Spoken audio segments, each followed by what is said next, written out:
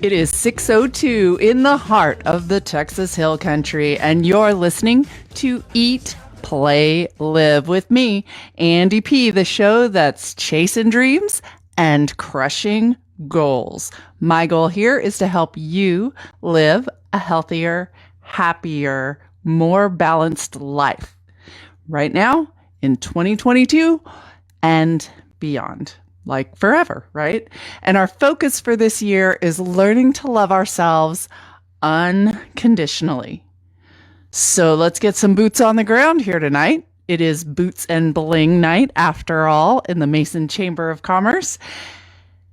How do we love ourselves unconditionally, especially if you're feeling unlovable? And that happens to everybody, doesn't it? Well, here's what you do. Don't water those weeds. That's right. Let's water right home. Have you ever heard that saying, the grass is always greener where you water it? Yeah, exactly. Let's do that. So tonight we're going to talk about doing things that make you feel good. I am going to give you the advice to just do whatever makes you feel good. Okay, maybe not whatever. Act responsibly. I'm talking to you because I know how you are. But do what makes you feel good. Do it with others. Do it with yourself. Whatever it is you need to do. But know that you can feel good. And in doing so, love yourself more. So let's start with what we eat. And we are going to eat things that make us feel good. Yes. And they're going to be healthy things, of course, because I'm not going to give you advice to go out and eat a bunch of junk just because it makes you think you feel good. No, we want to make our bodies feel good too with what we eat. So, real food. Let's start with some favorites. Oh my goodness. I went to Whole Foods the other day. I just love that store. I don't know. There's just something about it. You know, they have solar on their stores too, by the way. And if you know me, you know I am a big fan of solar. But I got dried carrots. And you're probably thinking that sounds terrible, but try them. They're amazing. It's the best snack. And they're salted and they're just an amazing natural snack. Oh my gosh, I hadn't had them in a long time. I actually kind of forgot that they existed. So I was super excited when I found them. Also, something I tried recently, sweet potato fries fried in an air fryer. Now, I'm thinking it was a couple Christmases ago that air fryers became all the rage. Do you remember this? Did you get one? I would love to know. Message me, please, on Facebook at eatplaylive.andy and let me know if you have an air fryer and if you're still using it, because I don't have a lot of counter space. My kitchen is small. I don't have a lot of storage space. So I have not jumped on the air fryer bandwagon. However, they make really awesome sweet potato fries, and I'm a huge fan of that. Complex carbs. And a healthy way to fry them, because you don't want to fry them in, if you go out to eat and get sweet potato fries, they're going to be fried in whatever they use. It's terrible. This would be an awesome alternative. So yeah, let me know what else you use your air fryer for and if you use it a lot still. I know people were using it a bunch right at first, but then is it like my KitchenAid mixer, which is an adorable color, looks super cute sitting on my counter, but I have to dust it, gotta be honest. So I just want to know. Another real food, I talked about this last week, homemade fish sticks. Well, we made them. My son and I made them last night, as a matter of fact, and I thought they were amazing. Now, he woke up this morning telling me how we could improve them, which is kind of hilarious. He was laying in bed thinking of how to improve our fish sticks, but they were amazing. So they were coated in crushed macadamia nuts. Yeah, really, really good.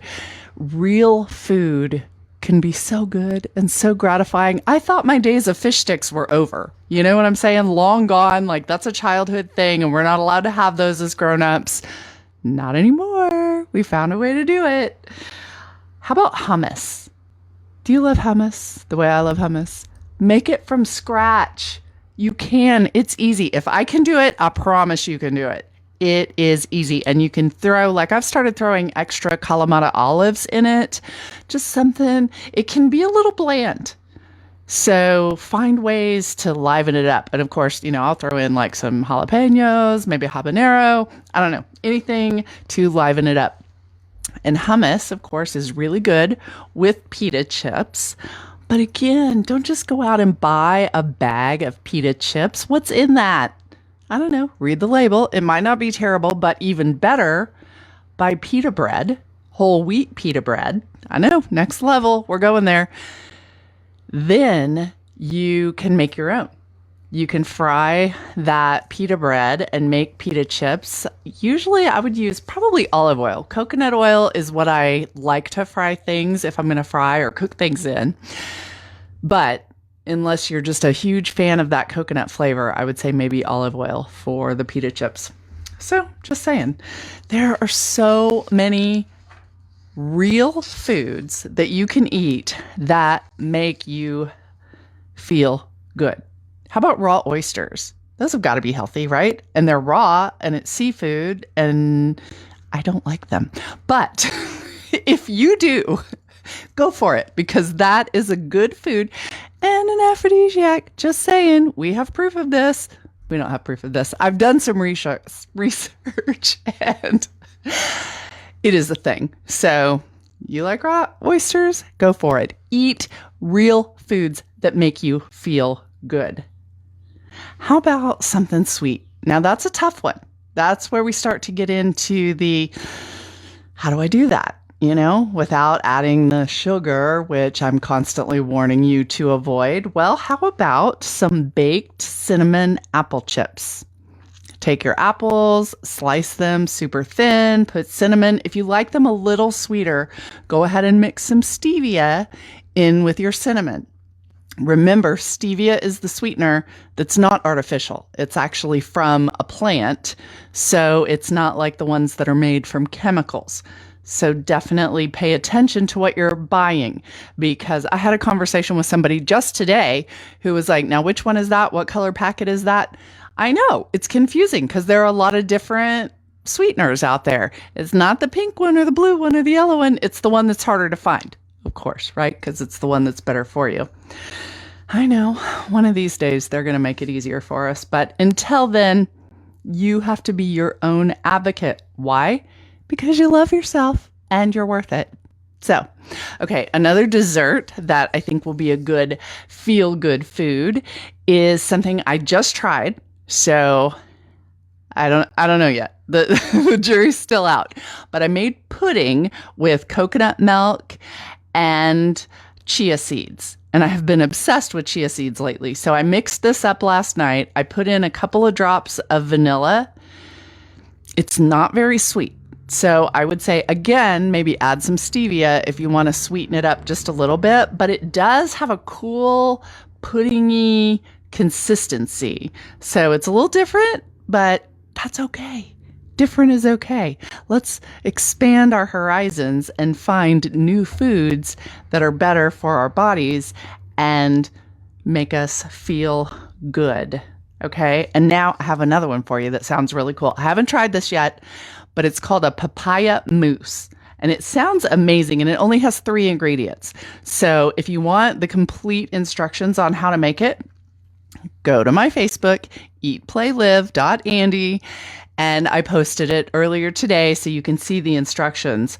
But the cool thing I discovered is that papaya actually contains papain, which I had never heard of before. Have you? It's an enzyme that helps improve digestion. So how about that? Papaya is actually helping you improve your digestion. And this amazing fruit, which we don't talk about or hear about all that often, is super rich in antioxidant nutrition. I am having so much trouble with my words tonight. Antioxidant nutrients, minerals, fiber. Eating papaya helps promote the health of your cardiovascular system and protects against colon cancer. Random. I know, but super cool. So again, check out Facebook to see the recipe for the papaya mousse. And again, it's just 3 ingredients: coconut milk, papaya, and honey. That's it. Okay, if I can do that, I'm sure I can do that. So I'm going to try it. You try it. We'll see how it goes. And then we'll have a verdict. We'll know if this is really a feel-good food. Now let's play. Okay, normally when I talk about playing, I talk about moving your body. Playing is kind of a code word for exercise. I don't know if you've picked up on that yet, but if you haven't, okay, I'm letting you in on the little secret here. But it is moving your body. When we were kids, it was play, right? Why can't it still be play? Today, however, we're really going to play the way you think of it. Leisure time. How do you make the most of your leisure time? Because we all know leisure time is when we feel good, right? Or that's when we're supposed to feel good. If we're on a vacation, that's like the ultimate in leisure time. We're supposed to be feeling so good. So, okay, maybe you're not on vacation. How do you make the most out of your leisure time? Well, how about finding a hobby or an activity that you enjoy doing? For me, biking, absolutely. Okay, now we're going back into the exercises play, but it doesn't have to be. How about gardening or reading or bug collecting or rock hunting, hiking, kayaking? There are so many hobbies, activities, things you can do that make the absolute most out of your leisure time.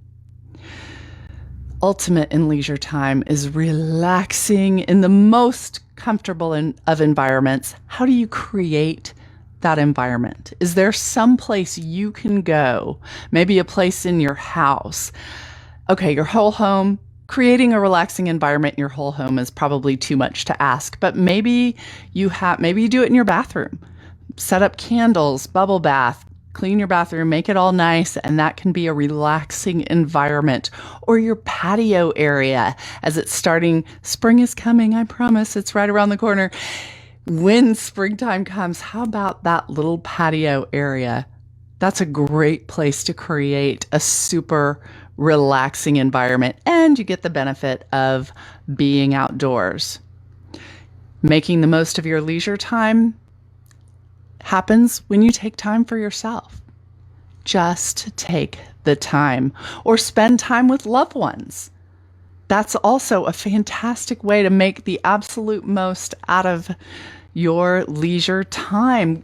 Get outside, like I said with the patio area, but get outside and enjoy nature. Enjoy it. Don't just see it. Don't just pass by it. Stop and smell the flowers. There's a reason that that's a saying. It's a real thing. Smell them. Sometimes they don't smell, and then it's a little disappointing, but sometimes they do. Why not check it out? See. Unplug from electronics. This is so hard. I know, it's hard for all of us. It's hard for us, it's hard for our kids. But if you're going to make the most out of your leisure time, or any time, you've got to learn how to unplug. Maybe find a relaxation technique that works for you. There's a lot of different things you can do. Deep breathing, mindfulness, meditations, progressive muscle relaxation. Do you know what I'm talking about? Where you just start at like the top of your head and work your way all the way down your body and just relax every single thing. Chances are you'll fall asleep before you get to your toes. Usually that's what happens to me, but you know what? That's okay. That's okay. It means you're tired and you need to take a nap. Create a list of things you want to do. This is a cool thing to do in your leisure time, is figure out in the future, when I have leisure time opportunities, what do I want to do with that time? Allow yourself the chance to plan and dream and think of really cool things you could do to fill that time. Take a hot bath. Practice yoga or stretching. Anything that relaxes your mind and your body is going to make the most out of your leisure time. Journal. I talk about journaling a lot. I think it's very good for you for a variety of reasons. But if you're like me, I have a hard time. I want to say finding the time, but that's not true. I'll go to journal and then I'll get distracted. I have a hard time making the time to do it. Yeah. Unless something is really, really bad. And then, okay, then you'll journal it. But if things are just okay, or if things are great, do you journal that too? If you don't, then you go back and read your journal and it's a super downer because the only time you ever write in it is when you're not in a good place. Well, I don't know, but it seems like it might be a good idea if you journal good and bad so that you see that you have a little balance. That's what we're working for, right? A balanced life. Maybe go get a massage. You are worth it. I know it costs money. You got to pay for it. You're worth it. And it's good.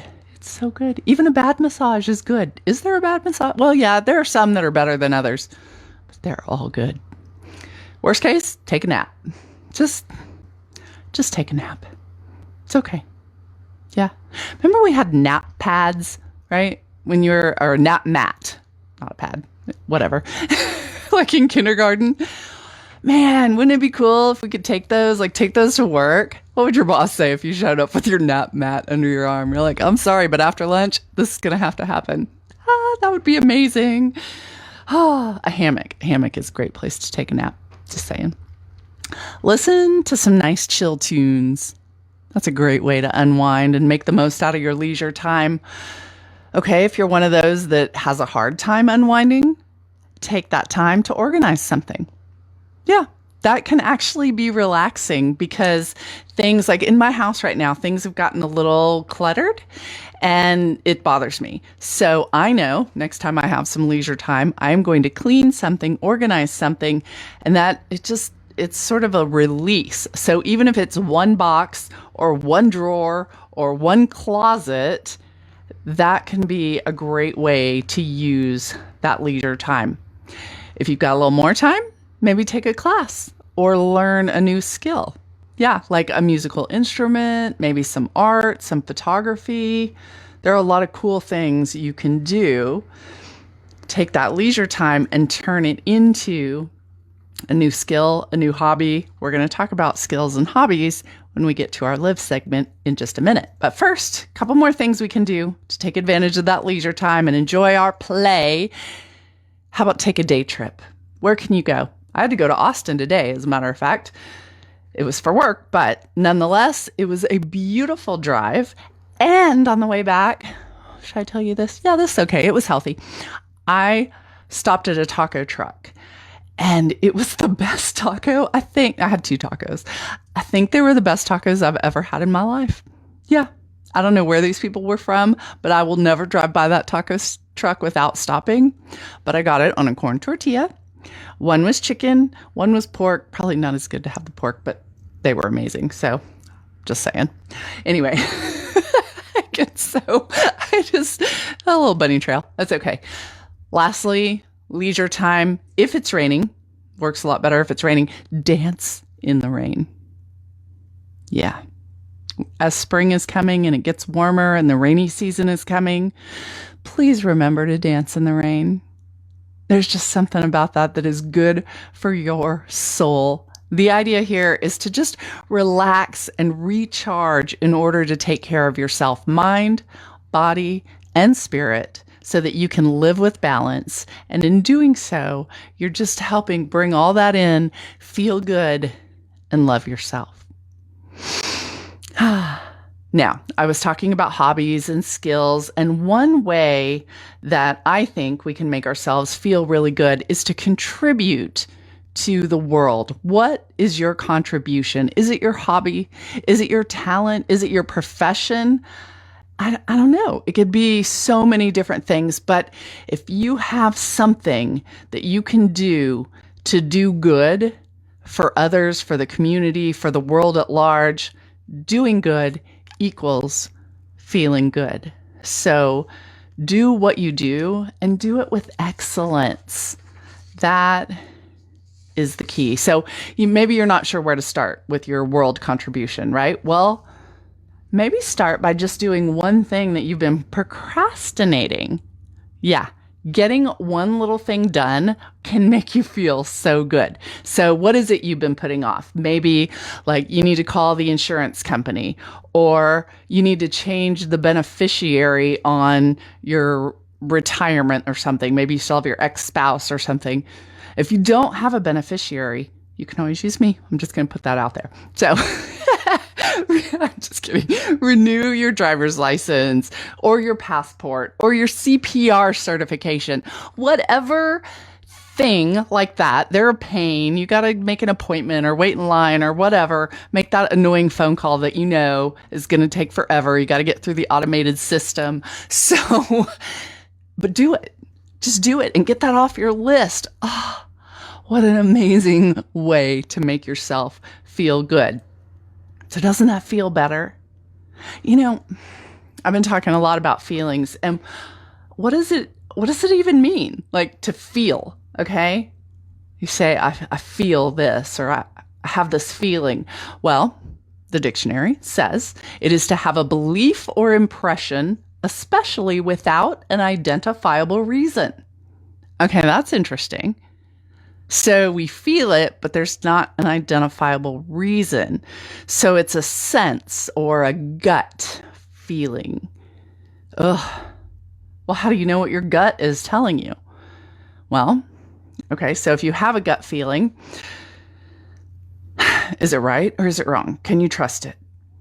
Well, let's start by clearing your mind. Clear your mind of all the other stuff. And then take some time. Because sometimes our gut feeling, it can be a little like spur of the moment, right? So take some time, sit with it. Talk to somebody you trust about this feeling that you're having. Don't have somebody you trust, or maybe you're not sure you trust their advice, talk to a therapist. Talk to somebody about this gut feeling. Maybe just write it down. Sometimes writing it out gives you a little perspective. Understand what you like. If you have a possible bias that makes you more inclined to have a feeling one way or the other. We're going to talk in just a second about knowing yourself and understanding that. We'll get into that just a little bit deeper.